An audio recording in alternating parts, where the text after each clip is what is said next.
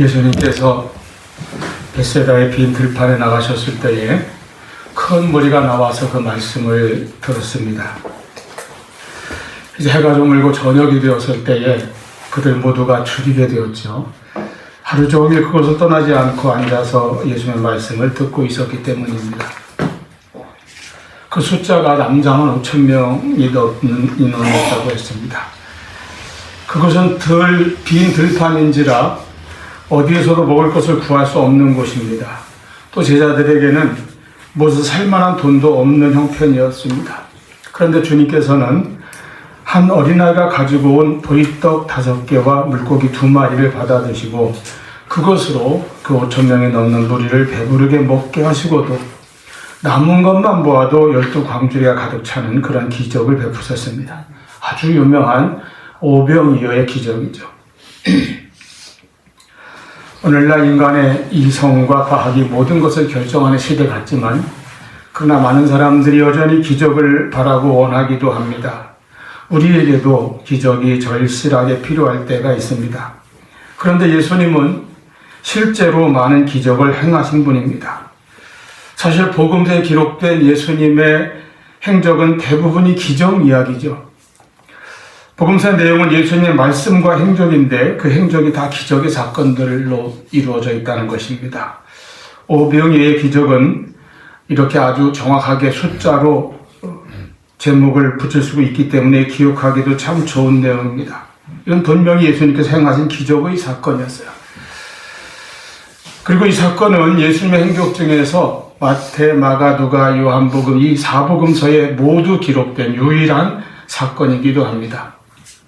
예수님의 탄생 기사와 또 십자가의 고난과 죽음, 부활 이러한 그 중요한 구원의 의미가 있는 3가지를 제외하고는 예수님의 생애 가운데 행하신 일들 중에서는 이 오병이어의 기적이 유일하게 4권의 복음서에 일제히 기록되어 있다는 것입니다. 그만큼 이 기적은 예수님의 능력과 또 세상의 주님으로서의 그 모습과 특징을 보여주는 중요한 사건으로 평가할 수 있습니다.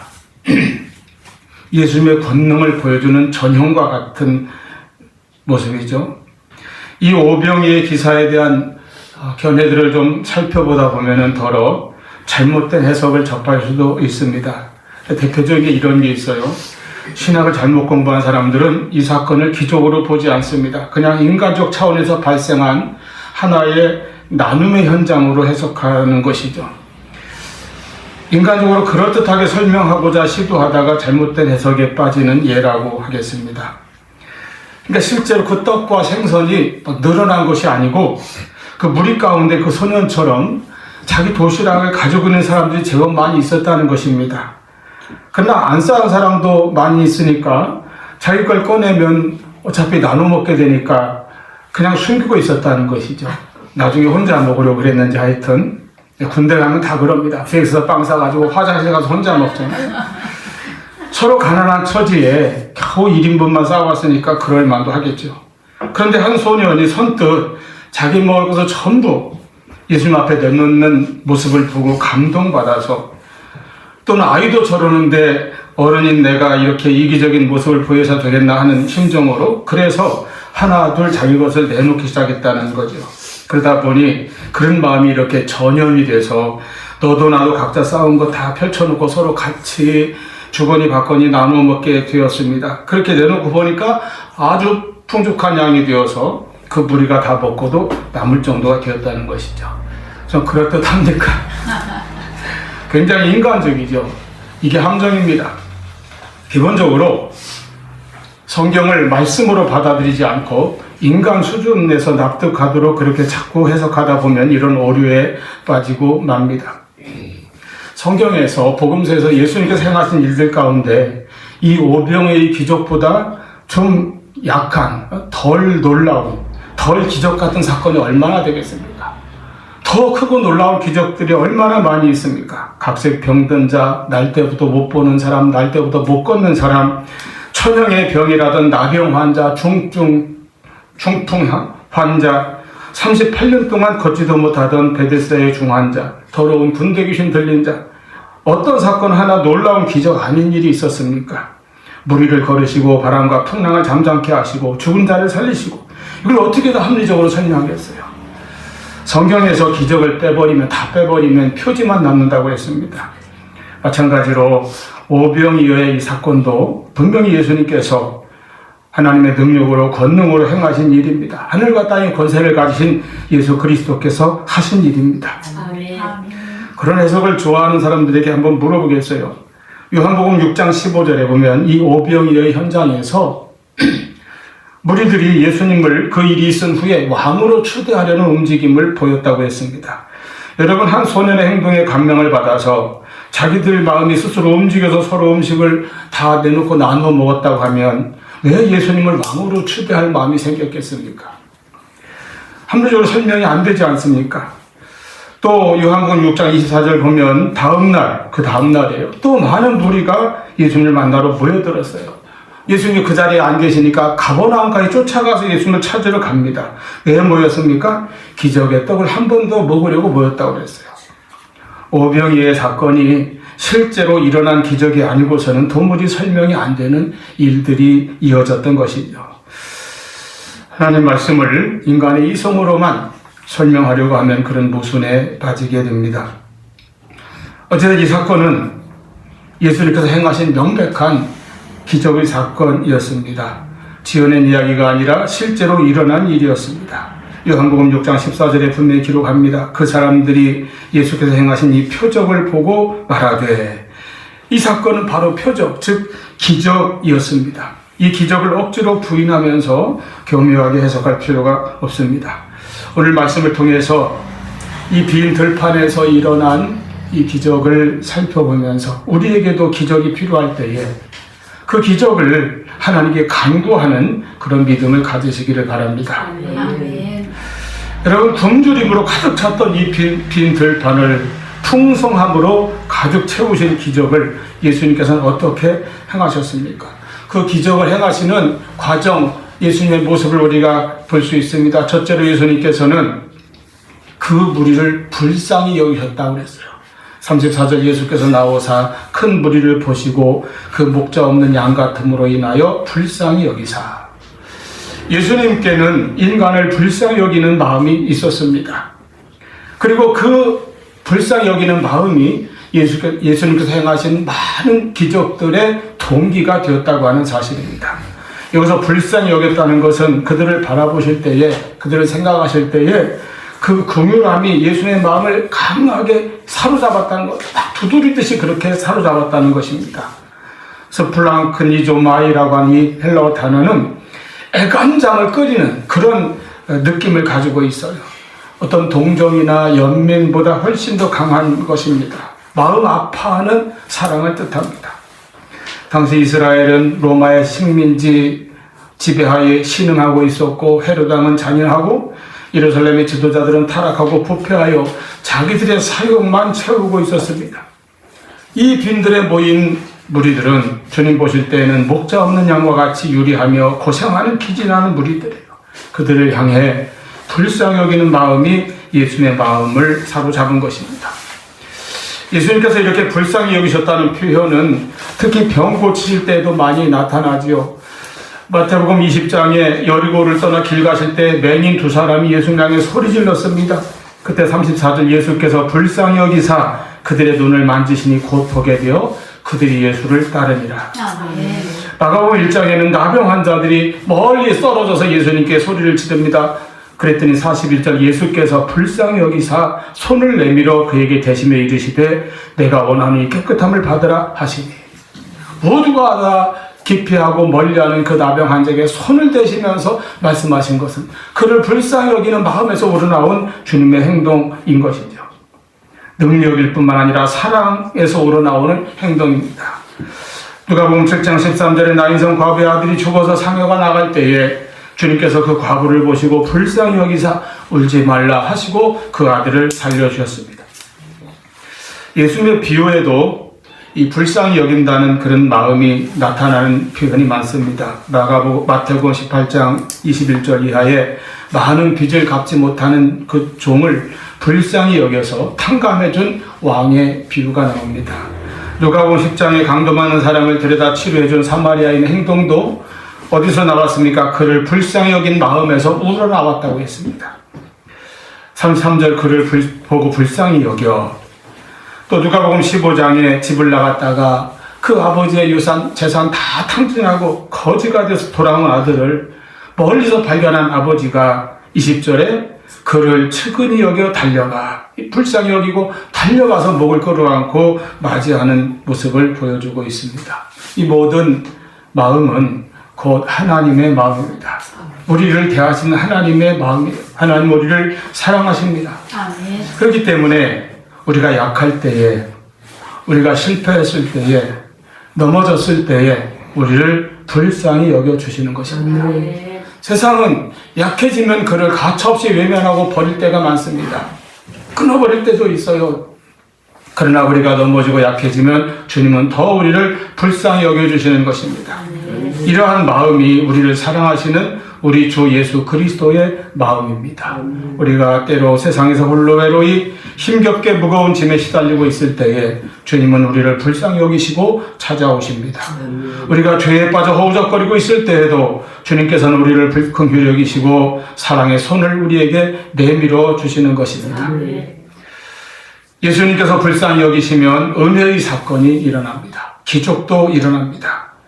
그러므로 우리의 기도는 세례의 기도처럼 그러해야 합니다. 주여 나를 불쌍히 여기소서. 주여 나를 긍휼히 여기소서. 그리고 이러한 예수님의 마음, 불쌍히 여기는 그 마음이 또한 우리 안에 품어야 할 그리스도의 마음입니다. 우리가 연약한 이들을 대할 때 가져야 할 마음입니다. 예수님은 이 불쌍히 여기시는 데서부터 우리들 향한 주님의 능력과 사랑의 기적을 행하시기 시작하였습니다. 두 번째로 이 기적을 행하시기 위하여 예수님은 제자들에게 말씀하셨어요. 너희에게 있는 것을 찾아보라. 그리고 내게로 가져오라. 38절 이르시되 너희에게 떡 몇 개나 있는지 가서 보라 하시니 알아보고 이르되 떡 5개와 물고기 2마리가 있더이다 하거늘. 여러분, 자, 무리가 앉아서 예수님 말씀을 하루 종일 듣는 가운데 해가 저물어 가고 저녁이 되었습니다. 모두가 다 배고픈 것이죠. 이때 제자들의 반응이 이렇습니다. 35절 때가 저물어가며 제자들이 예수께 나와 여짜오되 이곳은 빈 돌이요 날도 저물어 가니 무리를 보내어 두루 촌과 마을로 가서 무엇을 사 먹게 하소서. 시간으로 볼 때 저녁 때입니다. 장소나 환경으로 볼 때 어떻습니까? 아무 인가도 가게도 없는 넓은 빈 들판이에요. 음식을 구할 때라고는 아무데도 없는 장소입니다. 무엇보다 돈이 없잖아요. 37절에 보면 이들을 다 먹이려면 200데나리온 가지도 부족합니다. 200데나리온은 200명의 하루 일당 혹은 한 사람의 200일 일당이라고 계산하시면 됩니다. 좀 더 우리가 쉽게 이해하려면 이런 방법으로 생각해 보시죠. 5,000명이니까 5,000명 훨씬 더 되지만 5,000명이니까 뭐 한 사람당 최소 5,000원만 잡아도 얼마 되겠어요? 2,500만 원이에요. 그렇게 나오는, 그러니까 200데나리온 가지고도 부족하리이다. 그래서 그들의 결론은 무엇입니까? 이들을 다 보냅시다. 가장 타당성 있는 해결책 같습니다. 그렇죠? 합리적이고 현실적이잖아요. 예수님 말씀하십니다. 너희에게 있는 것을 좀 알아보아라. 그리고 그것을 가져와라. 제자들은 난감한 상황에서 그 넓은 들판에 흩어져 있는 무리들 가운데를 돌아다니면서 뭘 찾다가 드디어 떡 5개와 물고기 2마리를 찾아서 예수님께 가지고 왔어요. 요한복음 6장 9절에 의하면 이것은 한 어린아이가 가지고 온 것입니다. 예수님의 제자들이 여기저기 다니면서 뭐 먹을 것을 이렇게 찾으며 수소문하니까 자기가 가져온 그것을 내놓은 것이죠. 그걸 안드레가 찾았다고 했습니다. 이 음식은 유대인들에게 가장 허름하고 빈약한 도시락입니다. 가장 초라한 식사예요. 분량도 겨우 한 사람이 먹을 만한 분량이죠. 아마 이 아이의 어머니가, 가난한 어머니가 자기 아들을 위해서 싸준 것일 것입니다. 얼마나 빈약하고 보잘것없습니까? 그리고 거기 모여있는 사람들의 숫자비 얼마나 턱없이 작은 것, 부족한 것입니까? 그러나 어쨌든 그것을 예수님께 가져왔습니다. 그런데 바로 그것을 통해서 기적이 일어났습니다. 예수님께서 행하셨어요.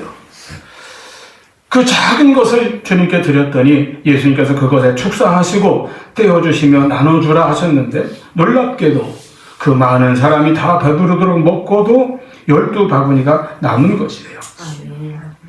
이쪽에 광야에서 이스라엘 백성들에게 매일 아침마다 새롭게 내려주셨던 만나처럼 그 떡과 생선이 그치지 않고 계속 백성들에게 공급되어졌습니다. 이스라엘 땅에 3년 동안 가뭄이 든 적이 있지요. 우상 숭배 죄의 벌로 그런 가뭄과 그로 인한 기근이 온 나라를 뒤덮고 있을 때입니다. 집집마다 먹을 것이 없어서 굶주릴 때에 하나님의 선지자 엘리야를 대접한 사르반 여인의 집에 마지막 한 줌 남았던 그 밀가루와 마지막 몇 방울 남았던 기름이 3년 동안이나 마르지 않고 그치지 않아서 그 가뭄이 끝날 때까지 온 가족이 먹고 살아남을 수 있게 해주신 역사가 있었습니다. 그런 것처럼 이 들판에서 5,000명이 넘는 무리 가운데서 이 보리떡 5개가 물고기 2마리가 계속해서 떨어지지 아니하여 그 모든 무리가 다 먹을 수 있는 능력이 역사가 있었다는 것입니다. 여러분 무엇입니까? 너희에게 있는 것을 알아보라. 그리고 그것을 내게 가져오라는 예수님의 말씀입니다. 그러면 그것을 가지고 주님께서 기적을 행하시는 것입니다. 때로 우리의 문제는 나에게 있는 것은 너무 과소평가하고 부정적으로 생각하는 경향이 있습니다. 내 소유, 내 건강, 달란트, 지식, 재능, 나의 실력, 나의 능력 이런 것들에 대해서 우리는 이것을 너무 작고 초라하게 생각해서 내놓지를 못하고 사용하지를 못하고 그냥 뒤로 감추고 있거나 한 달란트 받은 사람처럼 땅에 묻어두는 소극적인 태도를 가질 때도 있다는 것입니다. 안드레가 찾아낸 어린 나이의 작은 이 헌신을 가지고 예수님께서는 큰 기적을 행하셨습니다. 주님은 지금 우리가 대단한 사람이 되어야 우리를 사용하시는 것이 아닙니다. 우리의 약하고 부족하고 작은 모습을 가지고도 주님의 능력으로 우리를 붙드사 큰 일을 행하시는 것입니다. 주님은 지금 나에게 있는 것, 그것이 작고 보잘것없을지라도 그것을 찾으십니다. 그것을 뒤로 감추지 말고 이것 가지고는 아무것도 못한다고 숨기지 말고 주님 앞에 내어놓으라는 것입니다. 주님 앞에 나오라는 것이에요. 구약 엘리사 시대에 엘리사의 제자 중 한 사람이 병으로 죽었습니다. 그 부인이 선지자를 찾아와서 허소연하죠. 자기 가정에 이런 일이 닥쳐왔는데 사실은 막대한 빚을 남기고 죽었습니다. 그 빚쟁이들이 찾아와서 빚독촉을 하는데 갚을 능력이 없고 그래 내 아들을 두 아들을 데려다 종으로 팔아버린다고 합니다. 울면서 하소연했어요. 엘리사가 묻습니다. 내가 너를 위하여 어떻게 하랴? 내 집에 무엇이 있느냐? 이것이에요. 아무것도 없는 가난한 집인데도 선지자가 묻기를 내 집에 무엇이 있느냐? 하나님은 우리에게 없는 것, 자기에게 없는 것만 자꾸 생각하지 말고 내게 있는 것에 대해서 말하고 그것에 대해서 찾아보라고 말씀하십니다. 너에게 무엇이 있느냐? 자꾸 내가 아무것도 없다고만 생각하고 낙심하고 넘어져 있지 말고 또는 이것도 없고 저것도 없다고 불평하고 원망하면서 세월만 허비하지 말고 내게 있는 것을 찾아보고 가져오라는 것이에요. 마귀는 자꾸 우리에게 우리 없는 것만을 보게 만듭니다. 그래서 없는 것을 자꾸 더 크게 확장해서 생각하게 합니다. 자꾸 부정적으로 말하게 하면 그 마음이 더 어두워지고 삶이 어두워지고 짐은 더 무거워질 것입니다. 여러분 믿는 성도는 믿음으로 생각하고 믿음으로 바라보고 믿음으로 말해야 합니다. 내게 있는 것을 말하고 내게 있는 그것에 하나님의 능력과 역사가 나타나기를 기도하며 믿고 기대하며 우리는 나아가는 것입니다. 그러므로 자꾸 내게 있는 것을 자꾸 말하세요. 이 여인은 가난한 자기 집에 남아있는 기름 한 병이 있다고 말하니까 엘리사가 그러면 온 동네 다니면서 그릇을 빌려와라. 그래서 그 그릇마다 기름을 담으라고 명합니다. 그릇에 기름이 가득히 차게 되었어요. 모든 그릇에 가득 찰 때까지 기름이 떨어지지 않았다고 했습니다. 그것을 팔아서 빚도 갚고 생활비로 쓰라. 자기에게 있던 그 작은 것을 통해서 하나님의 역사를 체험하게 되었던 것입니다. 여러분 신자의 특징이 무엇입니까? 우리는 하나님을 믿고 사는 사람들입니다. 나는 하나님의 창조물, 하나님의 작품이라고 믿는 것이 우리의 믿음입니다. 그래서 내게 주신 모든 것이 다 하나님의 은혜요, 하나님의 축복인 것을 아는 사람이 믿음이 있는 사람입니다. 내게 있는 것이 적은 것입니까? 작고 보잘것 없습니까? 심지어 나 자신도 연약하고 초라한 그러한 사람입니까? 하나님은 그런 작은 것으로도 역사하십니다. 하나님은 작은 것에서 큰 일을 만들어내시고 큰 일을 행하시고 이루어 나가시는 하나님이십니다. 그러므로 내가 약하고 부족해도 우리가 주님 손에 붙들리면 나의 약함과 부족함의 한계를 뛰어넘어 주님의 놀라운 기적의 역사를 이루는 도구로 우리는 굳건하게 사용될 것입니다. 온전히 주님을 믿고 주님께 맡기며 순종하시기 바랍니다. 그때 주님께서 우리를 위하여 행하시는 기적을 볼 것입니다. 세 번째로 예수님은 그 다음에 무엇을 하셨습니까? 41절 예수께서 떡 5개와 물고기 2마리를 가지사 하늘을 우러러 축사하시고 감사를 하셨어요. 축사라는 것은 감사 기도를 드리셨다 그 말이에요. 여러분, 가난한 집에서 먹는 음식 보리떡 5개입니다. 거칠고 박한 음식이죠. 물고기라고 해도 고급 생선이 아니에요. 어부가 갈릴리에서 잡은 것들 중에 좀 감당할 만한 건 다 팔고 너무 작고 시원찮아서 팔기도 마땅치 않은 것들, 그런 것 집으로 가지고 오는 거 아니겠어요? 값도 나가지 않는 물고기입니다. 그런 것 2마리, 그 보잘것없는 작은 것을 받으시고 예수님은 하늘을 우러러 감사하셨습니다. 감사 기도를 드리셨어요. 주님께서는 왜 고작 이것밖에 안 되느냐고, 고작 이것이냐고 불평하거나 무시하거나 거절하지 않으셨습니다. 그 작고 초라한 음식을 들고 하늘을 우러러 하나님께 감사를 드렸습니다. 이렇게 작고 초라한 음식을 들고 감사할 때에 이 오병이어가 감사하는 예수님의 손에서 5,000명이 먹고도 넉넉히 남는 풍성한 기적의 재료가 되었던 것입니다. 아멘. 감사는 기적을 가져옵니다.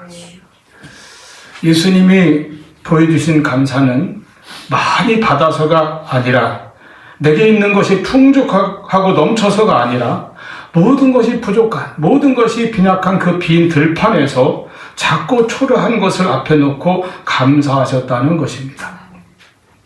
대개 사람들은 받으면 감사할 줄 압니다. 그러나 믿음의 감사는 아직 채워지지 않았는데도, 아직도 모든 것이 부족하고 해도 드리는 감사입니다. 나의 약함 속에서도, 심지어 고난 중에도 우리가 감사의 신앙을 잃지 않는 것은 바로 이와 같은 감사이기 때문입니다. 오늘날 우리의 문제는 것이 더 풍족해지고 편리해지고 넉넉해졌지만, 그렇다고 해서 그만큼 비례해서 감사가 더 많아졌느냐 하면 그렇지도 않습니다. 오히려 감사가 더 사라지고 있습니다. 그래서 오늘날도 나도 감사보다는 여러 가지 인간의 불평과 원망과 또는 걱정이 먼저 떠오르는, 염려와 근심이 먼저 우리 마음을 짓누르는 그런 시대에 살고 있습니다. 짐은 무겁고 세상은 불안하고 마음은 지쳐가는 이런 시대입니다. 그래서 감사를 잃어버리고 삽니다. 감사할 조건이 있어도 감사하지 않고 불평만 한다면 원망과 괴로움만 더해질 뿐입니다. 어떤 조건이나 환경이나 문제에서도 감사할 때 그 모든 것을 뛰어넘고 그 모든 것을 변화시켜 주시는 주님의 여러분, 빈 들판입니다. 모든 것이 부족한 자리입니다. 보잘것없는 초라한 1인분의 도시락일 뿐입니다. 여기에서 시작된 기적의 사건, 기적의 은혜는 그 부족함 속에서 드린 감사에서 비롯되었습니다. 예수님의 감사는 부족함 속에서 시작된 것이죠. 이 감사는 모두가 배불리 먹고도 12광주리가 기쁨은 이렇게 남는 기쁨이에요. 넘치기 때문입니다.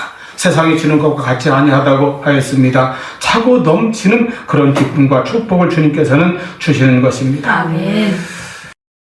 감사 기도하시고 떡을 떼어 나누어 주시는 이 모습은 마치 앞으로 예수님께서 십자가에 달리시기 직전에 마지막 만찬, 즉 성만찬의 하나의 상징적인 예표와도 같습니다. 예수님은 자신의 몸을 찢어 우리의 생명의 떡이 되시고 자신의 피를 흘리시고 하시면서 우리 신앙인의 모든 일에, 그것이 때로는 작고 보잘것없을지라도 또는 여러 가지로 빈약하고 부족할지라도 하늘을 우러러 감사하는 자에게, 유명한 감사 기도가 있잖아요. 촛불을 보고 감사하는 자에게 하나님은 등잔불을 허락하시고, 등잔불을 보고 감사하는 자에게 하나님께서 햇빛을 보게 하시고, 햇빛을 보고 감사하는 자에게 하나님께서 하늘의 영원한 기쁨의 빛, 생명의 빛을 보게 하신다. 아멘. 할렐루야. 아멘. 작은 것에도 감사하며 주님께서 행하시는 기적을 체험하실 수 있기를 바랍니다. 아멘. 감사한 사람은 기적을 봅니다. 적은 것에 감사한 사람은 더 큰 축복을 받게 될 것입니다. 내 없는 것, 내 연약한 것, 부족한 것 가운데 감사할 수 있는 신앙인이라면 어떤 조건에서도 감사를 잃지 않고 살아갈 것입니다. 주님은 것입니다. 그러므로 감사는 환경이나 조건에서 나오는 것이 아니라 바로 믿음에서 나옵니다. 하나님께서 나를 어떻게 지키시고 인도하셨는지, 하나님께서 내 삶 속에 어떤 은혜를 베푸셨는지 우리가 깨달을 때에, 그 은혜를 기억할 때에 내 심령에서 감사가 우러나옵니다. 말씀이 되어야 합니다.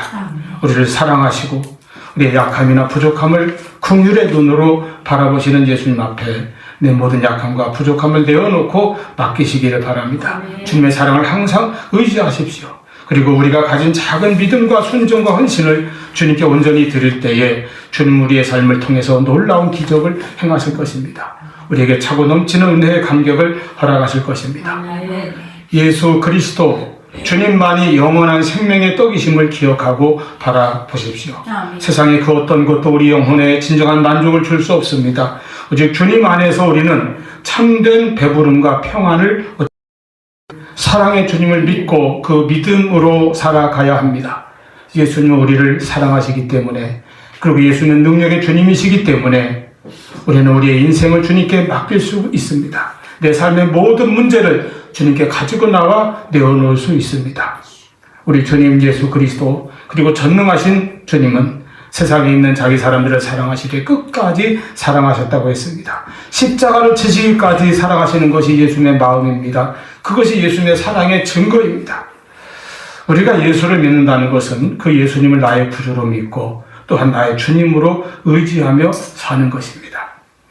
여러분, 이와 같은 주님의 사랑과 주님의 능력을 믿고 매일매일 삶을 주님께 맡기고 살아가시기를 바랍니다. 아멘. 그럴 때 우리는 내가 사는 것이 다 하나님의 은혜로구나, 이 기적의 놀라운 체험을 하며 찬송하며 주님과 함께 나갈 수 있을 것입니다. 아멘. 내게 어떤 것이 일이 잘 되고 또 모든 것이 좀 넉넉해졌다고 해서 교만해지지 않고, 또 어떨 땐 좀 안 되고 또 모든 것이 부족해졌다고 해서 낙심하거나 좌절하지 않고, 그 모든 것이 다 주님 손에 붙들려 있는 것을 우리가 믿으며 사랑의 주님, 능력의 주님, 감사의 주님을 믿고 살아가는 우리 모두가 될 때에 주님께서 우리의 빈들도 오비영이오로 채워주실 것을 믿습니다. 아멘.